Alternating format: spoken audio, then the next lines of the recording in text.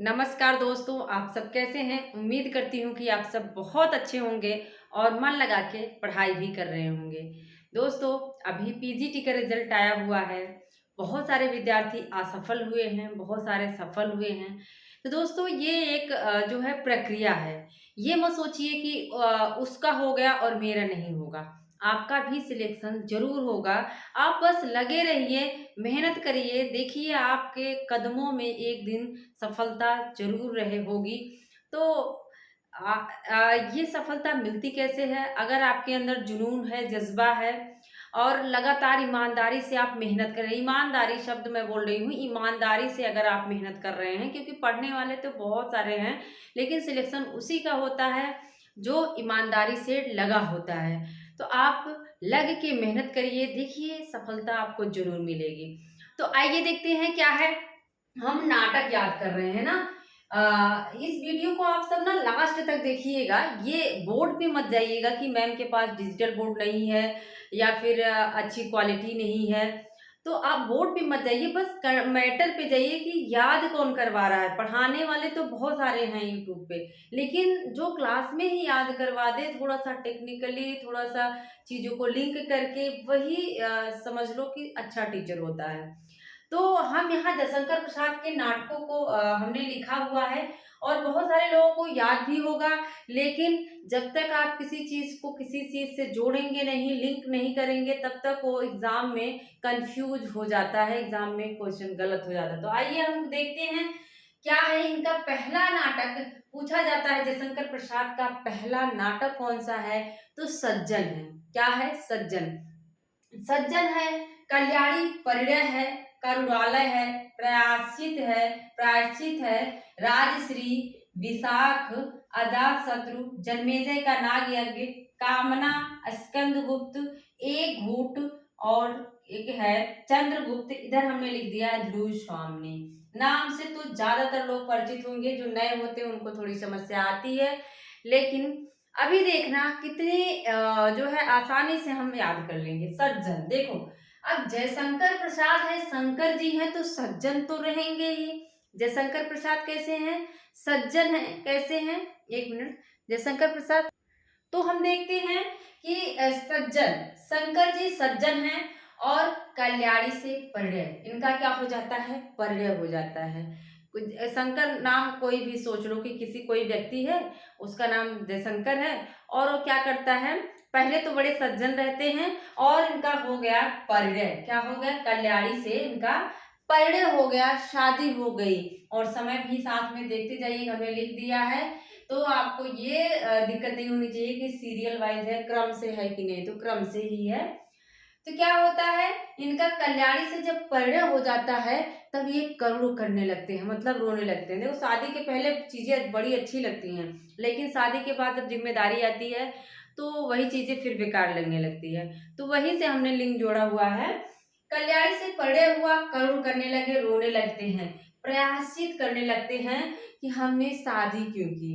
क्या करते हैं? सज्जन व्यक्ति हैं, कल्याणी से परिणय करते हैं, करुण करने लगते हैं, रोने लगते हैं, सोचते हैं कि हमने क्या किया, प्रयासित करते हैं शादी क्यों किया। फिर जब ये क्या करते हैं, छोड़ देते हैं, और इनको छोड़ने के बाद राज्य मिल जाता है। क्या मिल जाता है? राज्य मिल जाता है, राजश्री, राज्य मिल जाता है। इसके बाद इनकी शाखा बढ़ने लगती है। जब किसी को भाई कोई राजा बन गया, तो ऑटोमेटिक उसकी शाखा क्या होगी? बढ़ने लगेगी, उसकी प्रख्यात बढ़ने लगती है। और इनके क्या हो जाते हैं? अजात शत्रु, ढेर सारे शत्रु हो जाते हैं इनके ना।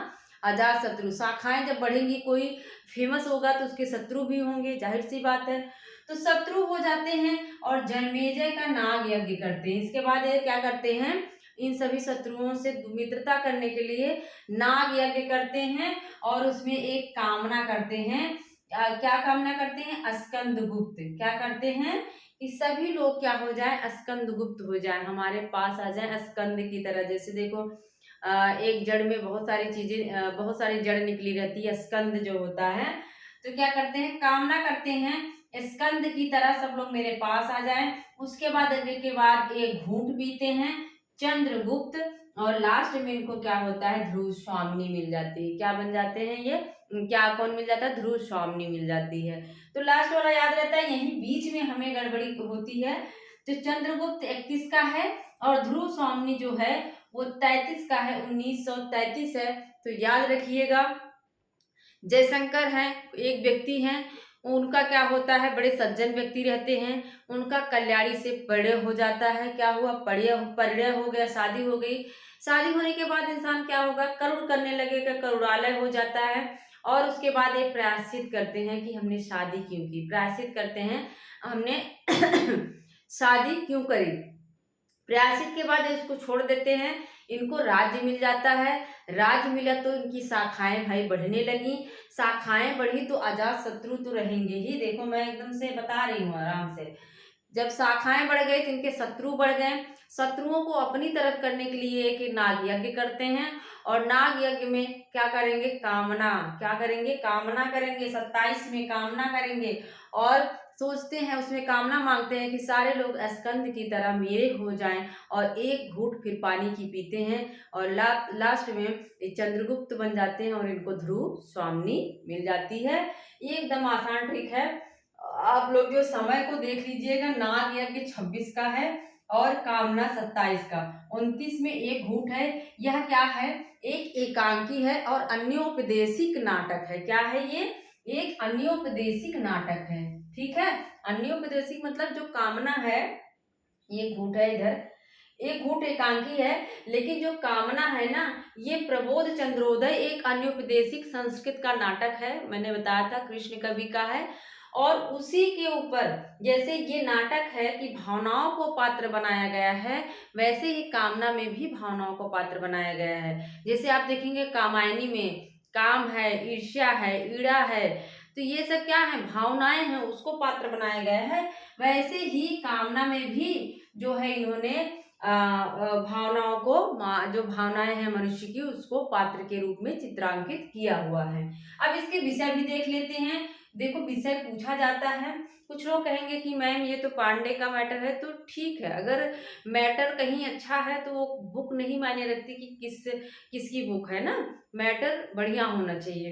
तो क्या है, महाभारत से लिया गया है। जो सज्जन का नाटक है, पूछेगा कि ऐसा कौन सा नाटक है जिसकी जो है महाभारत से लिया गया है, जिसकी भूमिका महाभारत से ली गई है। तो महाभारत से सज्जन, देखो सज्जन लोग महाभारत में रहते हैं ना, कौरव लोग, तो कौरव लोग सॉरी पांडव लोग क्या है, सज्जन ही हैं, सज्जनता से रहते हैं, सज्जन हैं। तो सज्जन लोग कहाँ रहेंगे भाई, महाभारत में रहेंगे, महाभारत। और जो कल्याणी परिणय है, इसी का परिवर्धित रूप इनका चंद्रगुप्त नाटक है, जो हमने नीचे लिखा हुआ है चंद्रगुप्त, जो कि नेट के उसमें सिलेबस में लगा हुआ है। तो ये जो कल्याणी परिणय है, इसी का परिवर्धित रूप आप देखेंगे तो चंद्रगुप्त नाटक है। और इसमें जैसे आप चंद्रगुप्त में सेल्यूकस, कार्नेलिया, इन सब की कहानी को पढ़ेंगे, वैसे ही कल्याणी परिणय में भी चंद्रगुप्त और सेल्यूकस की जो है कथा वर्णित है। इस चीज को जानते रहिए। करुणालय में क्या है, करुणालय में देखो हरिश्चंद्र सत्यवादी थे, सभी लोग जानते हैं। तो जब उनके बेटे की मृत्यु हो जाती है, तो उनकी पत्नी जब शमशान में जाती हैं, तो उसके लिए भी वो क्या करते हैं, कफन मांगते हैं। अपने वो सत्य वचन से अडिग नहीं होते हैं, वहीं पे टिके रहते हैं। तो याद करिए उस चीज को, कितना करुण भरा दृश्य होगा जब कोई पिता जो है अपने बच्चे के लिए कफन का पैसा मांगेगा, कफन मांगेगा। तो फिर जो है करुणालय में क्या है, सत्यवादी जो हरिश्चंद्र है और विश्वामित्र की कहानी इसमें है। प्रायश्चित में क्या है, देखो जो जयचंद है, ये जो है माना जाता है कि जयचंद बहुत ही क्या था, देशद्रोही था। तो जयचंद की मूर्खता के कारण जो पृथ्वीराज थे, पृथ्वीराज चौहान, उनका अंत दिखाया गया है ना। जयचंद इनकी जो है मौसी का लड़का था, तो उनका क्या है, अंत दिखाया गया है ना पृथ्वीराज का। तो प्रायश्चित जब अंत हो जाएगा पृथ्वीराज का, पृथ्वी का, तो क्या क्या होगा, प्रायश्चित तो होगा ही। राजश्री क्या है, ये याद रखिएगा, एग्जाम में पूछा जाता है। जो हर्ष चरित रचना है, हर्ष की हर्ष चरित जो रचना है, ये क्या है, इसी को आधार बनाकर ये लिखा गया है, इसी की कहानी को जो है उठाया गया है, हर्ष चरित को। और इसे जो है नाटकीय रूप दे दिया गया है। ह्वेनसांग का वर्णन जो है इसमें दिखाई देता है, जो कि एक विदेशी यात्री है।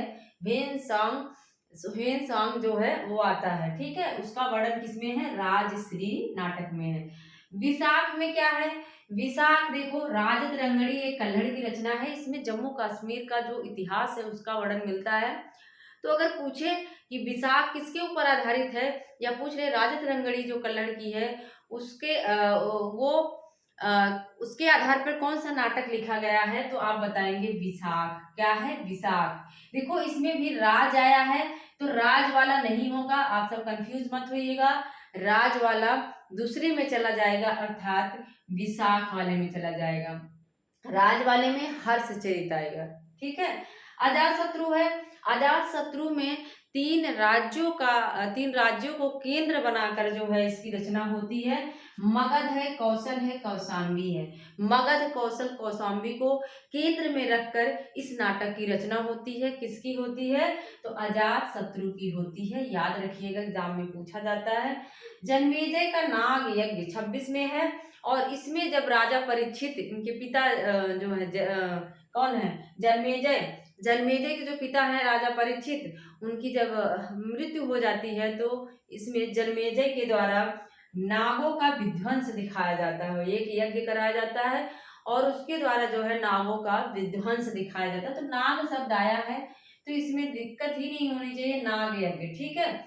कामना में हमने बता दिया, प्रबोध चंद्रोदय जो है औपनिवेशिक नाटक है, उसी के आधार पर जो है भावनाओं को पात्र बनाया गया है। स्कंदगुप्त में क्या है? इसमें देखो कुमारगुप्त जो है बड़ा विलासी शासक था, और उसी के द्वारा पूरा आंतरिक कला होता है इसमें, किसमें? स्कंदगुप्त में। और फिर राज्य का, इनके जो है राज्य का पतन दिखाया गया है। हूणों का आक्रमण पूछता है, किसमें है? तो याद रखिएगा, हूणों का आक्रमण अगर पूछे तो स्कंदगुप्त है। अगर यूनानियों का आक्रमण पूछता है तो आप बताओगे चंद्रगुप्त है। इस चीज में आपको कंफ्यूजन नहीं होना चाहिए। यूनानी किसमें जाएंगे? यूनानियों का युद्ध किसमें होगा? चंद्रगुप्त से होगा।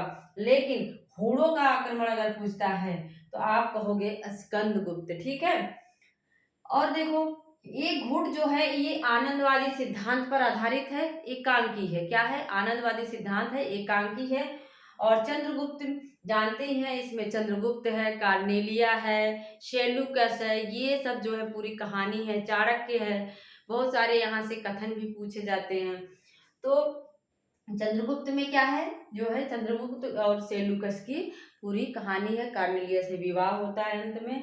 ध्रुव स्वामी सबसे ज्यादा इनका महत्वपूर्ण हमें लगता है यही नाटक है। लेकिन अगर रामचंद्र शुक्ल ने क्या माना है? स्कंदगुप्त जो है, कौन? शुक्ल मानते हैं जो स्कंदगुप्त इनका नाटक है वो बहुत ही क्या है? प्रौढ़ नाटक है। आप चंद्रगुप्त को मत मारिएगा।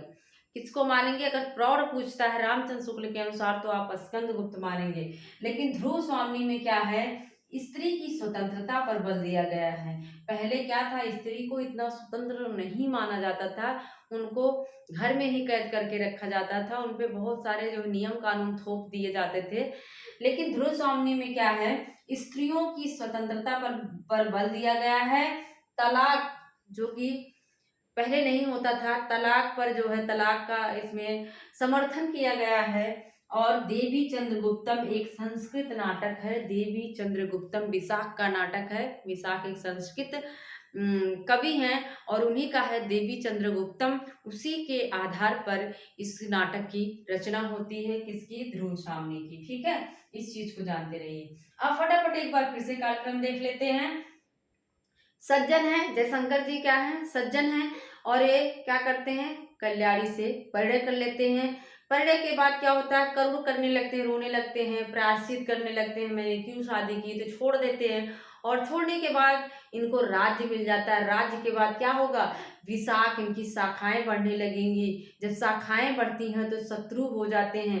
शत्रुओं को एक करने के लिए एक नागयज्ञ करते हैं और उसमें कामना करते हैं कि सारे लोग स्कंद की तरह मेरे हो जाएं, और एक घूंट पानी की पीते हैं। फिर चंद्रगुप्त बन जाते हैं, उनको ध्रुव स्वामी मिल जाती है। तो आप सब दोस्तों ज़रूर बताइएगा, इस तरह के वीडियो बनाने में थोड़ा-सा जो है बहुत मेहनत लगती है। तो आप सब लाइक, शेयर, सब्सक्राइब ज़रूर कर दीजिएगा अगर आपको याद हो गया तो। तो ऐसी वीडियो आपको देते रहेंगे। मिलते हैं अगले वीडियो में। Thank you.